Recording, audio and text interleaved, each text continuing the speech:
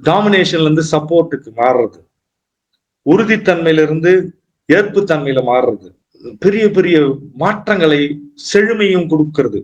Healthy ambition, தேவையான ஒரு லட்சியத்தை உருவாக்குது. புரிதலும் ஞானமும் இவங்களுக்கு தான். எல்லாருக்கும் உள்ளுணர்வை அளித்தல். நான் இதை அடைஞ்சிருக்கிறேன், வாங்கல, உங்களை நீங்க பார்ப்பீங்க அப்படின்னு சொல்றது. உங்க வழியில் நீங்கள் உங்களை பார்ப்பீர்கள் என்று.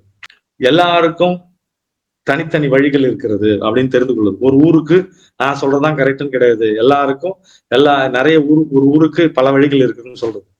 உடலிலும் மனதிலும் ஆன்மீகத்திலும் ஒரு உறுதித்தன்மையும் பிடிமானமும், அதே நேரத்தில் கண்ட்ரோல்னு சொல்லக்கூடிய நிர்வகித்திலும் சரியா நடக்கும்.